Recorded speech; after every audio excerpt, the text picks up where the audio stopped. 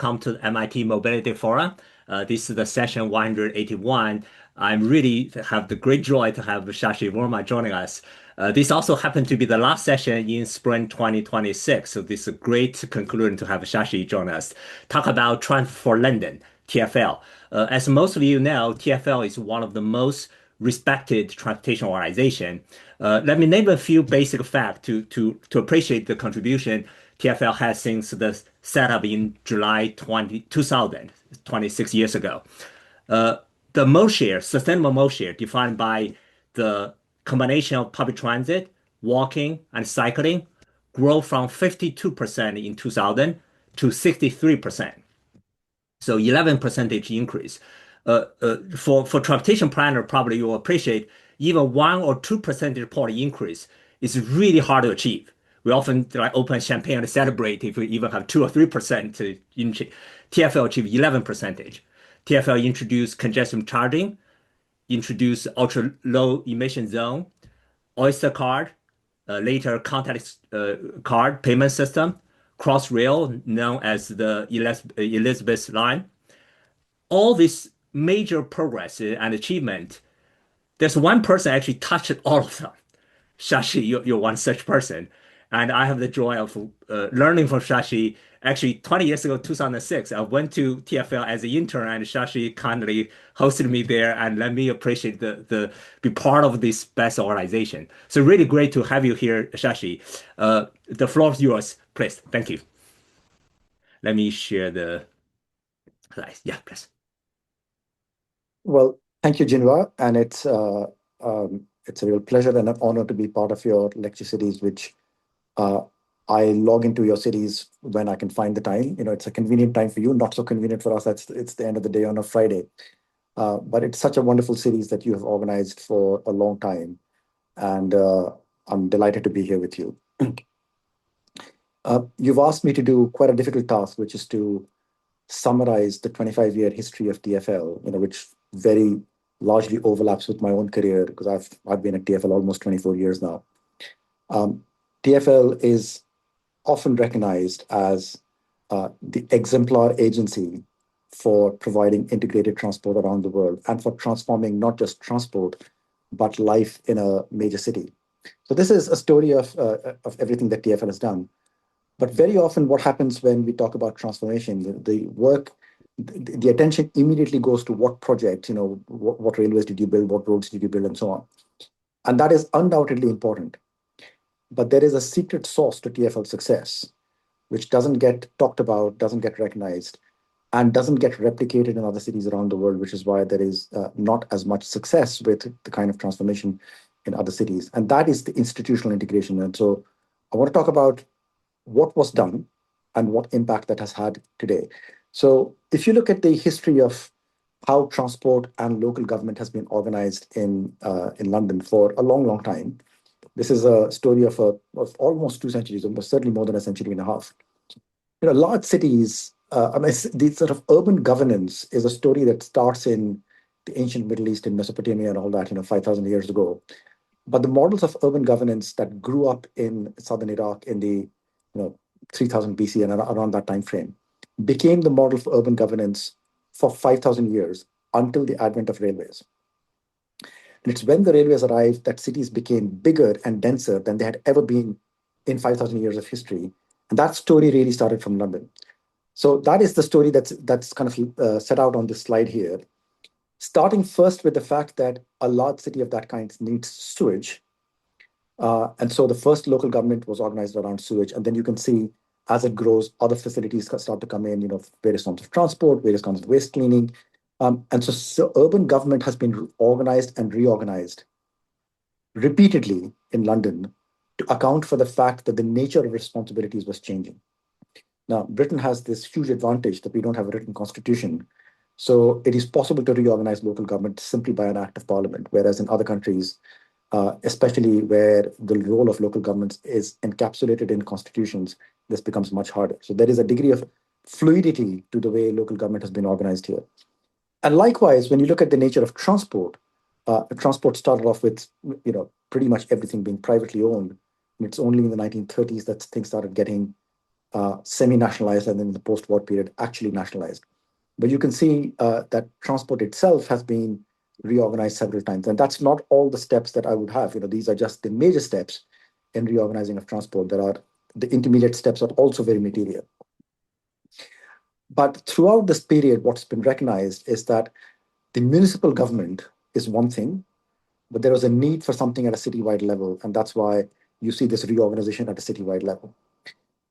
But despite all of this, if you go to the period just before the creation of TfL, which is on the next slide, Genoa. So if you go to the period before TfL, there was a lot of consternation about the fact that the city was not actually working. Uh, the city had gone through a decline in population from the 1940s onwards, and suddenly in the 1980s, population started to grow. And what looked like a city that was functioning, because there was less demand on everything, not just infrastructure, but policing, education, everything, uh, all of that started to look very constrained when population started to grow in the 1980s. And so a lot of work was done on trying to figure out what to do with it. And this is a map from the mid 90s of what local governance looked like. Now, if you can't read that on your screen, don't worry. I haven't put that up for you to read. The point here is that there were far too many bodies involved in local governance in London. And that was actually a central recognition that led to reform of local government in the late 1990s, which eventually created TfL as well. So what was recognized is that often there was often confusion about who was in charge of what activity and also of overlapping responsibilities. So that's what led to the creation of TfL in 2000. And what happened at that stage is that there was a layer of government put in between national government and municipal Right. government, right? So this citywide government did not actually exist in before 2000. This is what got put in 2000 to create what is called the Greater London Authority with a very defined remit. And in the early days, that remit was very largely focused on transport. So along with the mayor, as you can see, Sadiq Khan is the mayor of London, has been the mayor since 2016. Along with the mayor was created this organization called Transport for London. Now, if you look at what we run, we run the underground, which is our metro service, we run the buses, we run the light rail services. Importantly, we also run traffic on the road network. Now, that's an integration that's very rare, so between public transport and road networks. We're also responsible for regulating taxis, the riverboat services, and many other things. So in some ways, it's easier to tell you what we don't do. We don't do aviation, we don't do intercity motorways, we don't do intercity rail, and we don't do the small local roads. But with the exception of that, if you move in London, you're moving on a service that we either provide or regulate ourselves. So that is a very high level of integration. There are some cities, Singapore is an example where that kind of integration exists, but it's very unusual. And it basically means that you can plan and deliver mobility as an end-to-end need and not have this issue of uh, agencies sort of tripping over each other. So that is the way transport got created. And along with that, a planning framework got created where it starts with the mayor setting out a spatial development strategy, a land use strategy. And it's a very different kind of land use strategy than what you would see in the US or in other countries, which is very prescriptive. This is actually a permissive document. It allows you to do things, but doesn't prescribe what you need to do. So the mayor's land use strategy, which is called the London Plan, as you can see there, was first produced in 2003, and various versions of it have been produced since. But along with the mayor's London Plan, there are various other strategies that have to be produced. Now, the most critical one for us is the mayor's transport strategy, but there also has to be an economic strategy, an environmental strategy, a health strategy, and so on. And they have to interlock with each other. And I think this is an important point in the way planning has changed and why it's delivering better results. Mm-hmm. So, if you look at the impact that this has had, so look at the picture on the left-hand side. This is what transport and urban land use used to look like. Huge car-based development going on. And compared to that, what's happening now is we are planning places. We're not planning for transport and we're not planning for land use. We're planning for economic activity to happen better in a crowded city, of course, in a very high degree of pedestrianization that's happening, very high degree of public transport usage. And so the whole planning philosophy has changed as a result of this. But it's not just that the planning philosophy has changed. It's not just that there is a London plan and a transport strategy. That directly leads into our business plan and our annual budget. So it's leading very directly into how our investment is prioritized and where our investment is directed. So, clearly the London plan is on a very long horizon. It's the current planning horizon is 2041. Likewise, for the mayor's transport strategy, business plans are done in shorter horizons of 5 years, and budgets are, of course, done in 1 year horizons. But the fact that there is an overarching guiding direction is very important for this. Now, when you think about what critical results have been achieved under this kind of arrangement, that simply would not have been possible otherwise. One of the prime examples of that is the congestion charge that got introduced in 2003 and its later extensions into things like the ultra low emission zone. So think about the congestion charge. The congestion charge is, the red zone is where the congestion charge applies. It's essentially the business district of London. It's about 1.5% of all the land area in London, but it holds about 45% of all jobs in London. So it's a high density urban environment that is built for employment. It clearly cannot be served by cars. That kind of density can only be served by rail. But despite the fact that there was good rail service over there, there was a lot of congestion. There was a lot of car traffic in there. And when you look at road space, it's a finite, constrained commodity, and you have to prioritize who actually gets to use the roads. Now, you can do that by chaos, you know, people jostle for space and lose time, or you can do that by trying to sort of separate out the economic activity from one another. And that's why the congestion charge was introduced into a tiny area of London, but it had a huge impact. Now, why did it get done in London and doesn't get done in other places? To introduce a congestion charge is a difficult exercise because you need to manage the road network, there's enforcement, policing, all that kind of stuff that's needed, all of which usually sits in one or multiple organizations.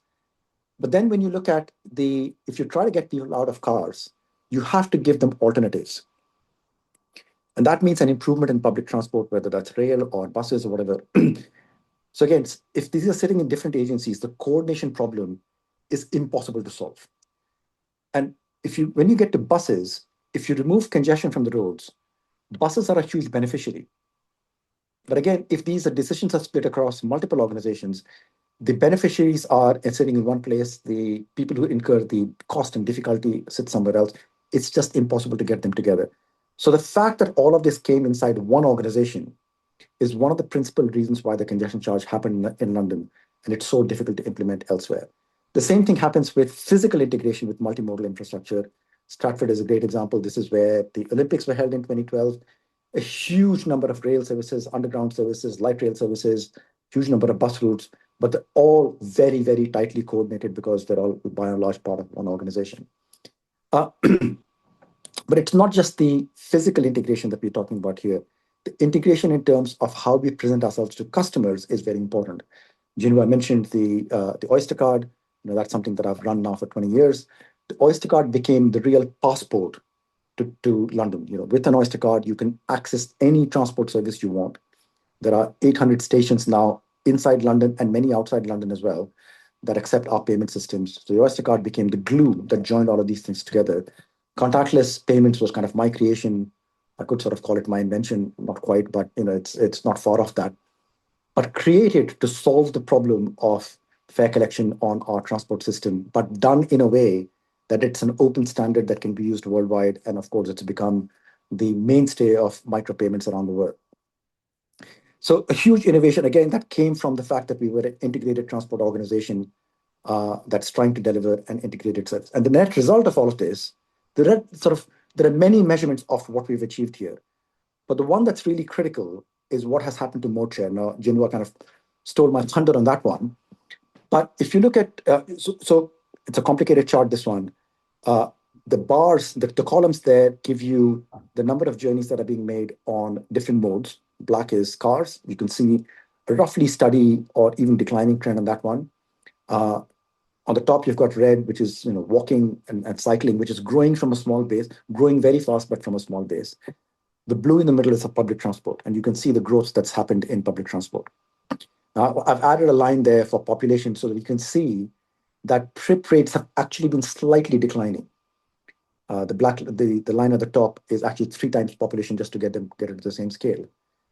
But the real critical metric here is the sort of line that goes up and down through the chart, because that is the mode share, sustainable mode share of walking, cycling, and public transport, which has grown from 52% to 64%. Now, the reason this is important is that in most places in the world, this is going in the wrong direction. It's not just that it's growing by a small amount, it's going in the wrong direction. Uh, in London, not only have we been able to make a change in the right direction, that change has been very substantial. Now, if I look at the future, a lot of our goals and strategies are aimed at making that number bigger, and the mayor's transport strategy aims for this to be 80%. But these changes, the kind of impact that I'm talking about, it's very hard to conceive that any of this would have been possible without the integration of Transport for London. And that is why the institutional story is the secret sauce that no one thinks about, but is so important for success. Thank you. Wow. Thank you so much, Shashi. Let me stop this. Yeah, this is wonderful, like a tour for the 25-year history. Thank you for summarizing so succinctly in this 10 minutes. Let me start with uh, when these all these different models integrate together, I think it changed the mindset, right? It's no longer we just provide one technical solution. TfL behave like a city shaper in that, right? You have the ambition of change the whole building environment, the economy, the society once, right? So how does this new ambition empowers TfL to do things that other agents, as you said, just couldn't even dare to contemplate on this, right? So that's one. And also looking toward the future, you mentioned by 2041, moving the sustainable mode share to 64 to 81, right? That's another major jump to that, right? What do you see as the opportunity for us to get to that level of this sustainability? So look, I think in terms of, where does TfL derive its legitimacy for, and where does the ambition come from and all that? Mm. I think there's a story today, of course, but I think if you go back to the beginning, which is very material here, the first thing to say is that the story of TfL did not start in 2000. It started a long time before that, because there Mm. was a thought process and a process of collective decision making and lobbying and everything else that led to the creation of TfL and the mayor. And the initiative on that was taken by London's major employers. And I think it's Mm. very important to recognize that the major employers are the ones who pick up the benefits, but also the costs of the transport system working or not working. So the initiative actually started. I mean, I've gone back and dug through quite a lot of this history and pieced it together. The initiative actually started back in 1988, and it took 12 years of real thinking on what should be done and how it should be done, and to create the political space to allow this to happen. Now, that was kind of the design bit of it. The accident bit of it was our first mayor, Ken Livingstone, was a rebel from the Labour Party, got elected, and he wanted to show his independence. Uh, he was also, very steeped in London politics, a bit of a radical thinker. And so I think that accident really matters Mm. as well, right? So that Yeah. is, that is part of the success of Transport for London. And it's really important to recognize that. Yeah, on that, you mentioned Ken Livingstone, right?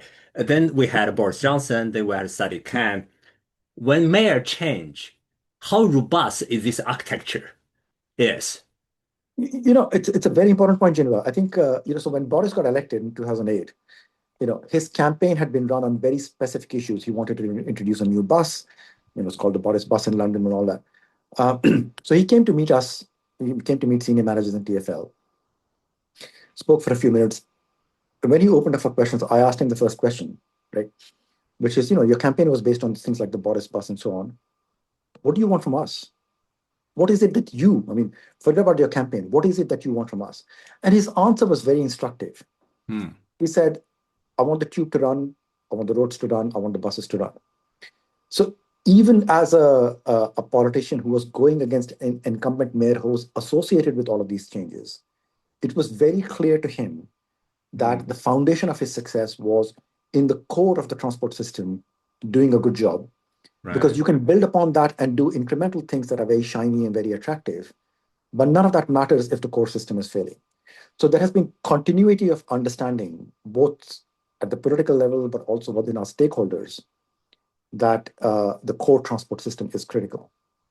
Right. You also mentioned the employer play an important role in the development of financing on this? For example, the Crossrail, right? Yeah, You read the architecture of the whole Crossrail design, yeah. be able to broker the national government, the local government, and the employer to contribute.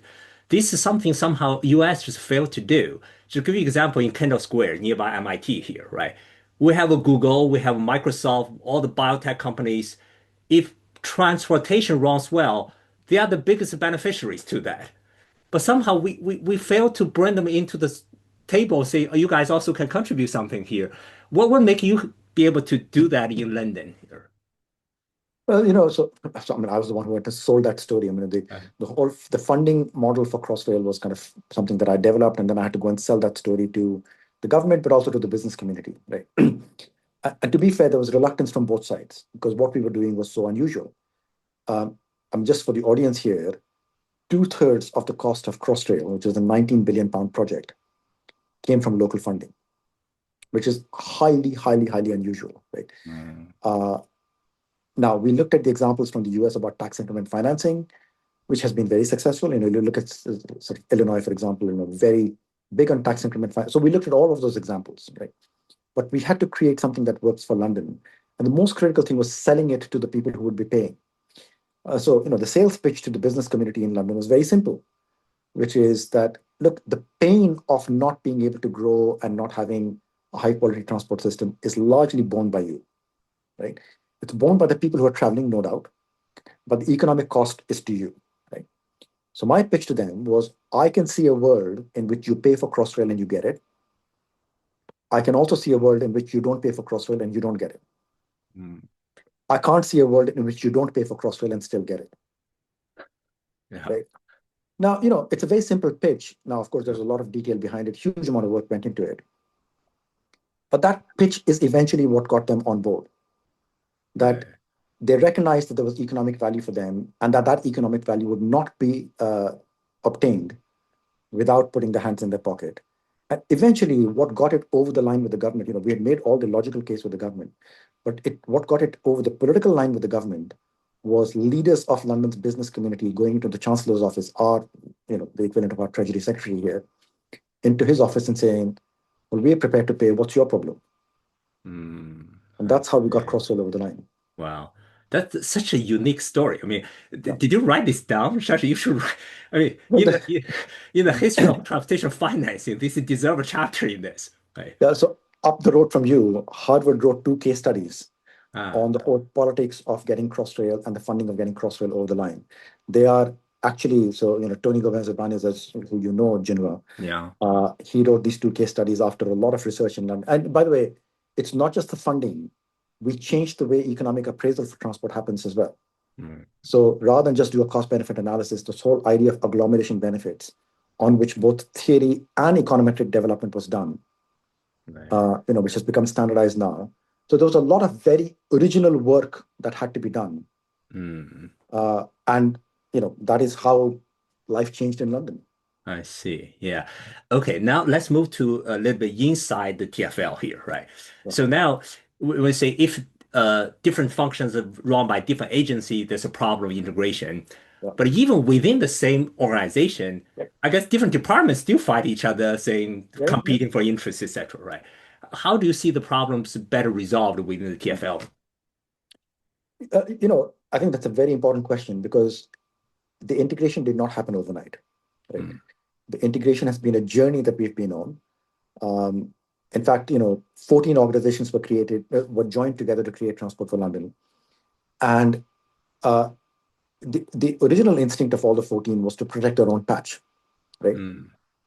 And one of them, the Underground, which is the largest of them, which only Mm. joined the TfL family 3 years after TfL was created, Mm. the, the Underground always thought that TfL was a transient thing; it would go away at some point. So they were See. they were fiercely protective of everything that was the Underground, right? The way that barrier has been broken down is by successive reorganizations, and we've done that, every 4 or 5 years. And at Mm. each reorganization, this kind of collaborative working, but also creating centralized functions that are very strong, has become a real issue. That's the way those barriers have been broken down. Have those barriers gone away completely? No, they haven't. Each transport system still thinks of them as running their own transport system. But there's another part to this, which is so one is reorganization, right? Mm, But the second is giving the organization a common purpose. And I think that is an important story in itself. You might want to get to that later on, but let me answer, the brief part of this. mm, The point about the agglomeration debate on Crossrail, I'm going back to work from like right. 2003 to 2005. The point about agglomeration on Crossrail was that the question we were asking is, why do you invest in transport? Right? Mm, And traditionally, the answer has been, you do a cost-benefit analysis. Benefits are based on the value of time saved. It's, theoretically sound, but it's not something that resonates with anyone. It's not something you can connect with anyone. Now, there's a long story, and it's because it's my personal story. I can talk about this forever. The uh, critical thing was that agglomeration showed that cities exist to create productive environments, mm, and the productivity is constrained by transport. So therefore, if you invest in transport, you can relieve that constraint and get higher productivity. That was the basic case behind Crossrail in a nutshell. Um, but if that is the case in a new investment, mm, that is the case for all public transport. Public mm, transport exists because cities exist, and cities exist because they create productivity. And the point of public transport is to enable productive cities to happen. Right? right. It changed our mindset completely to say, we're not here to just run trains and buses. Mm, We're here to support a productive economy. right. And it sounds like semantics. It is not semantics. It's fundamentally changed the outlook of the organization to go from being an input-oriented organization to being an output-oriented organization. Right? Mm, And after, so this, again, this was a big idea. I still remember the meeting in 2005 when I was making the pitch to say this is what the organization should be about. It then took many years to convert this into a marketing pitch that everybody understands. And it got encapsulated in just 3 words. mm, Every journey matters, right? It's a message that you can give externally because, right. to customers, when we're here for you. It's also a message you give internally to Right. say, forget about what job you do. We're here to serve a city. And so, I think the whole strategy here between the economics and the marketing and the way the customer services have happened, the way we've integrated technology, it all gets captured in this fundamental belief that we're not here for ourselves, we're here to serve the city. Right. I remember in 2006, first I was in the tube station talking to a staff member. I say, oh, how do you think of TfL? They said, no, no, I don't work for TfL. I work for Yeah, London Transport. Right. That's 5 years after the organization built. But this is the mindset people had at that time, right? yeah, It's a massive contribution that you shifted this, yeah. giving people this broader vision for that, right? Good. So let me move then the next classroom question to more of a technology side, right? That's also directly matter of. Give us a little bit of story about the Oyster card, and then move along to the contactless card there. Yeah. By the way, I also saw George Koser here in the audience. As part of the Oh, MIT wow. team, contributes so much to this as well. George, thank you for joining us today. I brought you here just spotlight you for a moment for you to say. After Shashi word, feel free to add some remarks if you like to. Yeah, Shashi. George, Yeah. thank you so much for everything that you've done, George, for all these years for us. Yeah, you're on mute, George. And thank you, Shashi. It was a pleasure working with you and the entire staff, and it's wonderful what everyone's been able to accomplish. Thank you so much. Uh, so, Jinwa, look, the story on Oyster is an interesting one by itself. Um, Mm, uh, this is where accidents have turned into something very material. So, I said earlier that the population of London had been declining and then it started growing in the 1980s. At about the same time, we had started putting gates into our central London stations. So the confluence of these two things meant that at the same time that we were putting gates to control revenue leakage, traffic was increasing and the gates were becoming a choke point. mm, And therefore, people had to find a means of essentially opening and closing the gates faster. So paper tickets, with magnetic stripes on them, were the technology that was introduced starting in the 1960s, but really standardized in the 1980s. But we needed something that could open and close the gates faster. And at that time, our major suppliers, Cubic Transportation Systems, were experimenting with smart cards. And So we ran the first pilot on an RFID-based smart card in 1991, long before it became standardized anywhere in the world. So that pilot, another pilot in 1993, and then it took a long time to organize this into a project, complicated organization. There was a philosophy in the UK government in those days that everything had to be done through a PPP, so you had to organize the PPP contract and all that. Eventually, what arrived was the Oyster card. Now, the timing again was fortuitous that the contract had been signed before TfL was created, but implemented after TfL was created. And suddenly, uh, by the way, I give a lot of credit to the people who came up with the idea and who kind of crafted what Oyster should be about. But suddenly, you had an organization with sort of huge, almost infinite appetite and ambition, who looked at the Oyster card and said, actually, we can do a lot more with this than was initially envisaged, right? So initially, when it's all about putting season tickets, passes onto a smart card to open and close the gates faster, the entire philosophy is flipped from there to making pay-as-you-go central. And this is the recognition that actually the real pain point was to customers, not to the gates. So, there was a series of small steps, many small steps that were taken to make Oyster what it was. And I inherited from Charlie Monheim and Jay Walder and others, um, a pretty well thought through system, and my job was to make it popular. So I took it from about a 10% penetration to about an 80% penetration. And I said earlier, that is the glue that holds London together, and it absolutely is. When we put Oyster on our commuter rail services on National Rail in 2010, they were out of it. That was a very visible transformation in the way ticketing changed the way people approach transport. But in my first week of running Oyster, I was asking the question, so how much does it cost to collect revenue? And we didn't know.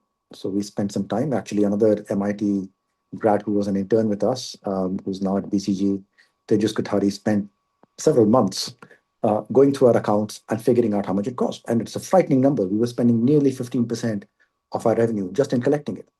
And what's more, it's not unusual. We benchmark this with other cities. It's not unusual. So it's a frightening number. Nobody pays us to collect their money. People pay us to get a service. But if people knew that 15% of the revenue is going into collecting it, that's not a great story. So the Mm. question is, how can we make that number smaller? And the reality is, you can do everything you want to ticketing. You can look at channels, you can look at products, you can look at sort of squeezing infrastructure and contracts and all that stuff, all of which is very material, or all of it is interesting. And we did all of those. But the fundamental problem is that as long as you have this money exchange problem, that you arrive at our border and you have to exchange your money for our money before you can travel, which is what we call a ticket, a cost base will always be there. So for us, the holy grail was to find a process by which people could pay for travel with something that's already in their pocket, right? So you don't need to change your money, you don't need to get a new device.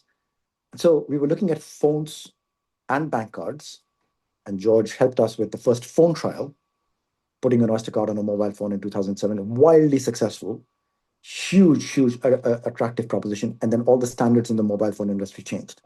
And so what we had done became impossible. And it didn't get solved until many years later with the advent of things like Apple Pay and Google Pay. By the way, when we did this trial, smartphones did not exist. So we were doing this trial on a Nokia clamp phone. So we flipped our attention to bank cards. We were working with bank cards anyway, but we flipped Mm. our attention to bank cards, and that is basically the invention of contactless payments. And George and many others from MIT played an absolutely stellar role in guiding us down that path. Wow. Thank you for giving us this history on that technology. So many people benefited. The fact that you can walk into the system to bring out to your phone or credit card, just go in, and then so many cities then mimic that across the globe here, right? So thank you, Shashi and George, for doing that. Shashi, moving on to another kind of technology topic. Uh, in the United States, for example, when Uber and Lyft came out, the relationship between them and the city is so hostile, right? It's very poorly managed in any regard you can think of. And today, autonomous vehicles also come to cities. Some I think are managed better, some are still very difficult situation there, right? How is TfL managed both wave of those intervention here. So look, the introduction of Uber was very contentious in the UK as well. Mm, One of the big differences between introducing Uber into London compared to many cities around the world is that we had a regulatory framework already, mm, right? So it's not that we had to change our regulatory framework. We had one, uh, and Uber had to fit within that. Now, the approach that Uber had taken into the US is they had found a big regulatory gap into which they were stepping in, mm, right? So, I mean, because taxi regulation was not as strong, I mean, New York is exceptional because there's taxi and limousine commission. But in most cities, taxis are regulated, everything else was not. So they found this regulatory gap and stepped into it. And Uber certainly, I think I can say this without any hesitation. I think this is common knowledge that Uber had this attitude that they were going to steamroll through any regulation. And to an extent, they tried doing that in London. It didn't work out. I mean, our regulatory framework was strong, and we were regulating them, not just on um, not just on their introduction, but I mean, our regulatory framework covers things like safety, how you book services and so on. So there's that side of it. There's of course the very vehement opposition from the taxi trade, and all of that took many years to resolve. Right, but I think the underlying point on this is very important, Geneva. Right, we are not a taxi regulator alone. We're not a bus operator alone. We're not a tube operator alone. We are here to provide integrated transport. We're mm, here to provide mobility, right? And as long as people can demonstrate that they fit into a very permissive regulatory environment, pretty much anything goes, mm, right? But what you can't do is to provide services that are unsafe and so on. So, the regulatory standards are not very constraining. They're actually fairly open and permissive. Uh, and all the battle with Uber was whether they would comply with that system of regulation or not. It's the same thing with autonomous vehicles. I think I mean, again, with Tony Gomez Ibanez, I wrote a book on there's a book that he edited on which I have a chapter on autonomous vehicles. This is, the book was published 5 years ago. I did the work about 10 years ago. It's the same story there. It's about what do cities need to do to not become barriers to autonomous vehicles, but also not have a situation in which there's a complete chaotic free for all, right? mm, Obviously, there's an industry that's doing autonomous vehicles, but cities have a role in regulating the way transport happens as well, because we're here to provide mobility more broadly, and that is reflected not just in our work, but it's also reflected in the work from the UK government in mm. creating that kind of permissive framework. So we'll see where it all goes. I mean, Waymo are imminently about to start services Right. in the UK. See. Thanks, Sashi. Now let me invite Jim Aloisi and Fred Sauci for their comments. Jim, do you want to start? Thank you, Jinwai, and thank you, Shashi, for this presentation. I have just a couple of observations.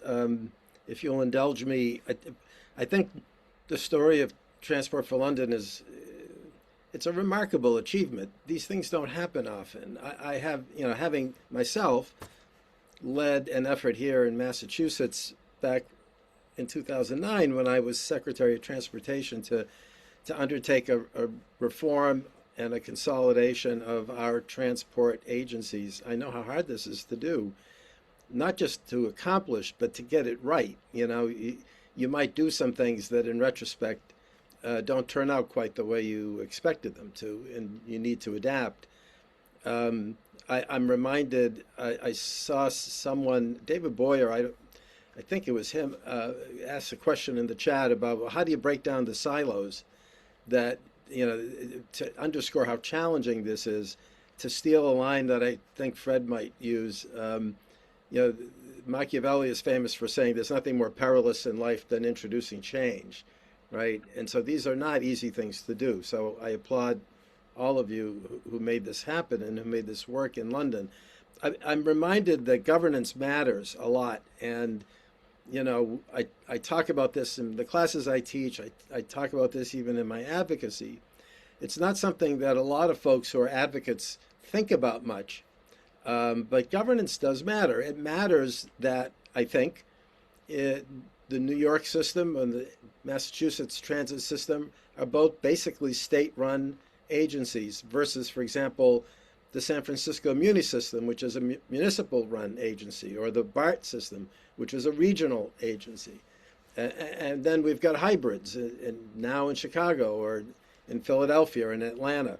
The way these governance structures are set up does influence where the money comes from, where the revenue comes from, how easy it is to make decisions, what kinds of collaborations and consensus-based decisions can be made.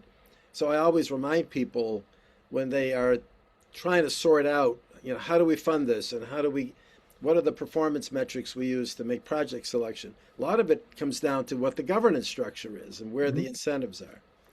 The other thing I want to say, ultimately, it strikes me that part of this conversation is about a fundamental question of power. Who has the power to plan?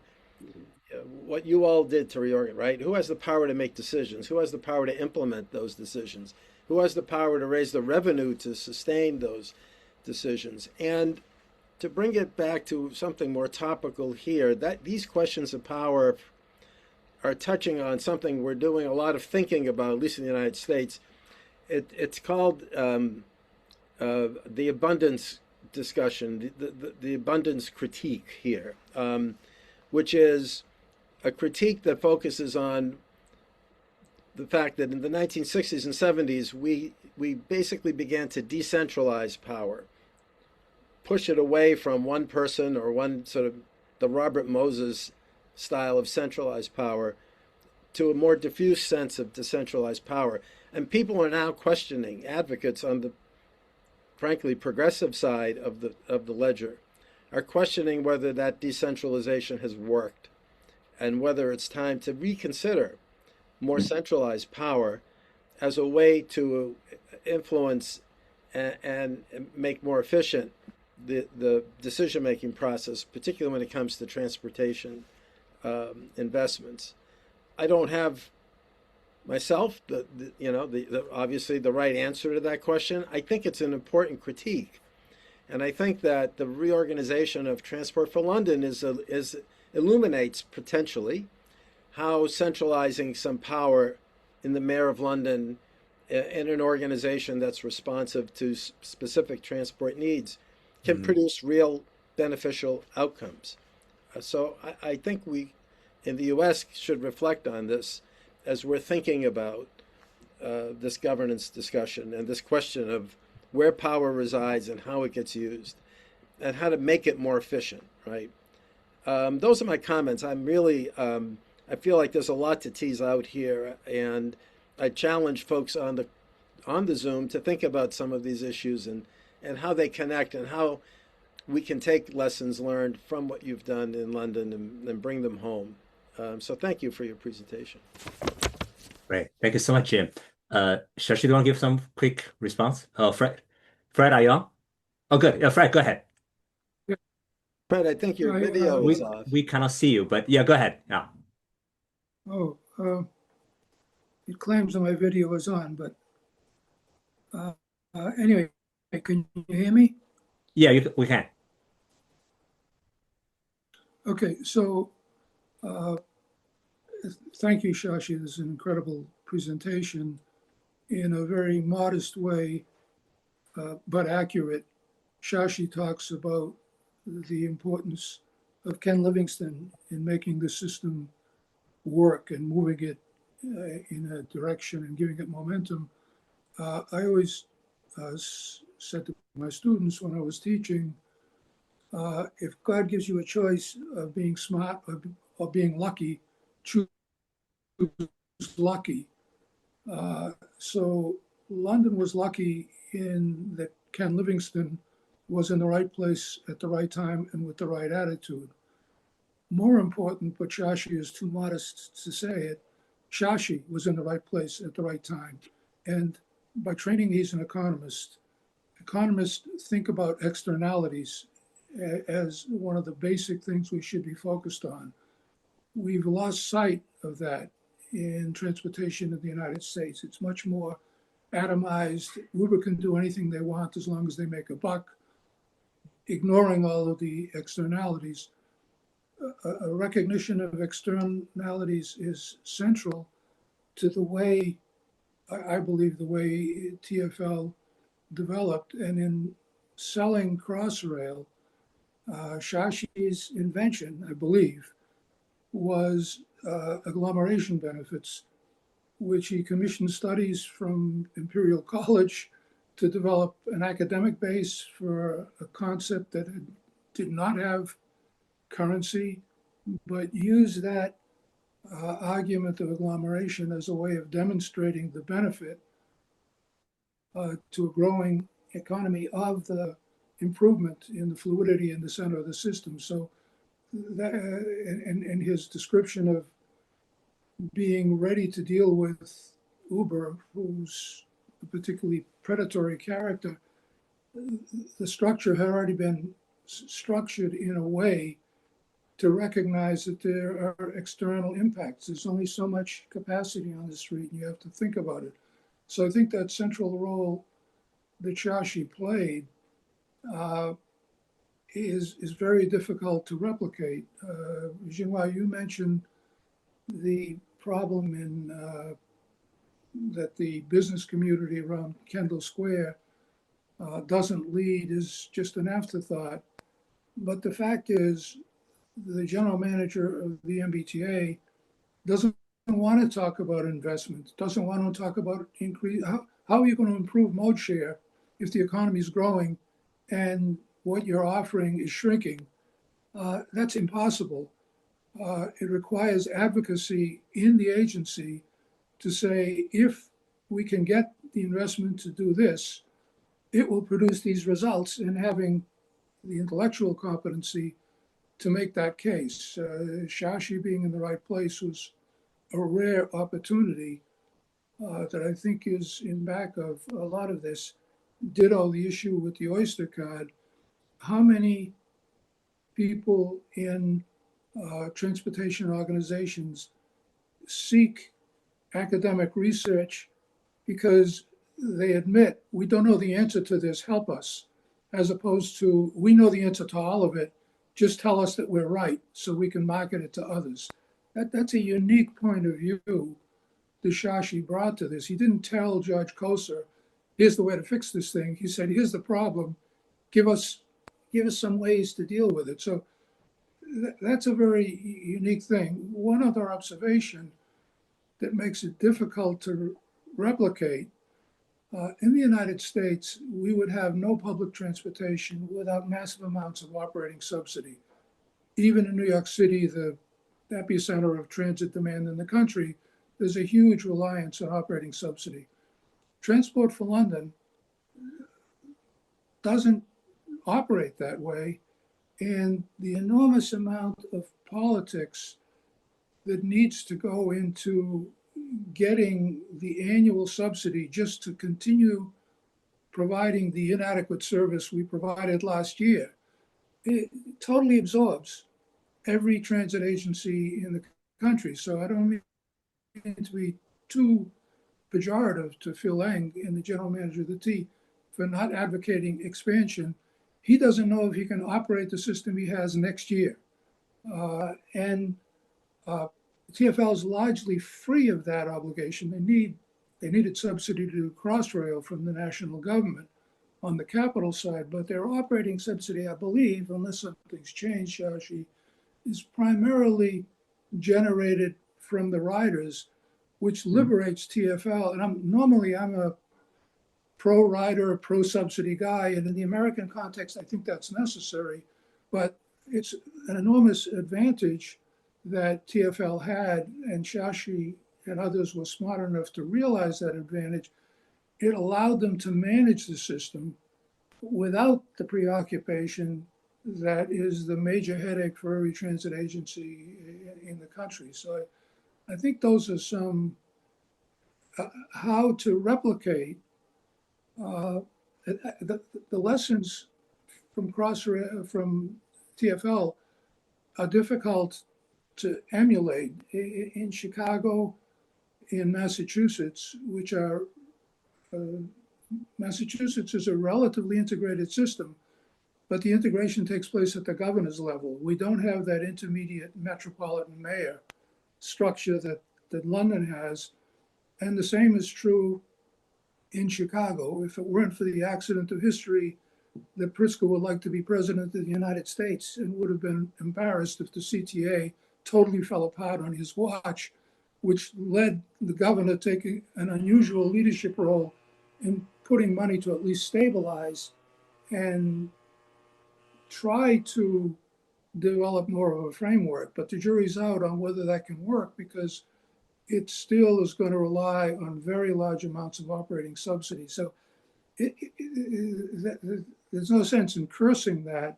It's a fact we have to deal with in the United States. How to deal with it is more difficult, but I think that Shashi's focus on externalities as a way of understanding the importance of public transportation is one thing that I believe is common. It was central, I think, to the success at TfL, and the lack of much of that in much of the United States is the problem we have in a lot of these agencies. So I think I don't think we can simply borrow from TfL. Let's not rely on the government for subsidy. We'd shut down all our transit systems in the US if we tried to do that. But let's focus on externalities as a way of organizing how we deal with these issues. That can be emulated. Anyway, I just Great. very much appreciate the time from Shashi. He's a genius. And we've been very lucky to have been able to be part of what happened at TfL with his leadership. Thanks so much, Fred. Adding John here, but Shashi, do you want to offer some quick remarks before we jump to the Q&A? Just a few quick things. And thank you, Fred, that you were instrumental in what we did in London. So hearing you recognize the work is very important to me. Thank you so much. I think a few points, Jim, if I could pick up. Jim asked the question of who's got the power. Okay? And I think that's a very important part of this, because, state level, national level governments are very important for state level and national level issues. The point about transport, especially when you come to transport and land use planning, is it is actually a city level issue. And when you look at local government in the US, local government in the US is by and large not organized at the level of what economic geography would define as a city. Right? There are cities, but they're not truly cities. Right? And that is part of the reason why there's this fragmentation and clash in the local governance system. And it makes public transport so difficult to deliver. Actually, land use planning too, so difficult to deliver. That is basically this problem that was solved in London. So we had a national government and we had local governments, 33 municipal boroughs in London. And at a municipal borough level, you could not solve citywide problems, and at a national level, you couldn't do it either. So I think recognizing the economic geography as the unit around which governance has to be arranged is very important. So I think that point is something that I would make. And I know in constitutional systems, it's very hard to implement something of that kind, but that is the point that needs to be recognized. There are other means of getting to the same solution. And I think the point I would echo from what Fred was saying is, look, I've had a delightful journey in TfL. I've had the opportunity to do all kinds of things, but these problems require lateral thinking. If you keep doing the same thing that has been done over and over and over again, don't expect a different answer. And I think whether it was Crossrail or many of the things that I've talked about today, each of them required understanding what the problem was and going to the heart of the problem to find solutions. Yeah. Thank you, Shashi. John? Shashi, so many comments and questions. Great presentation. Let me just start with maybe two questions about governance. So Rebecca Jabbar asked, what protections are in place to keep TfL in place regardless of new mayors or prime ministers? Well, look, the beauty of what happened with TfL is, we can be created by an act of parliament. The real danger here is we can also be abolished by an act of parliament, right? So, where permanence becomes a problem in constitutional systems, the lack of permanence becomes a problem in our system. And if you look at the history, part of the reason why transport has been reorganized so many times is not just because it was possible to reorganize it, but there was something endemic that allowed it to fail. And success is the root of failure as well. Because if you start succeeding in an environment where things like funding are competing for, multiple people are competing for funding, if you start succeeding, people forget that you need that support. And so you go through these funding cycles, which is basically what's happened to London for the last 100 years. And that risk remains. Atul Acharya asked a question about affordability. How do you think about affordability as you plan the new or existing modes of transport? And he pointed out that, relatively speaking, London is very expensive compared to New York City, etc. So, what are your thoughts on that? And is the fact that a ride in London is quite a bit more expensive than New York actually a bad thing? Maybe it's a good thing. How do you think about it? I'll give you a three-part answer on that, John. The first is that making rides affordable is partly dependent upon making the system efficient, right? And I think all of us who work in the public sector, all of us who work especially in transport, have an obligation to look for ways in which the transport system and service can be delivered more efficiently. And that is, a central part of what we do. The second is that the question of how much is paid for by the people using the system versus other forms of tax bases is a question of fiscal policy. It's a completely a matter of public finance. It's a matter of choice. Actually, there's no right economic answer on what share of the contribution should come from which pot. Right?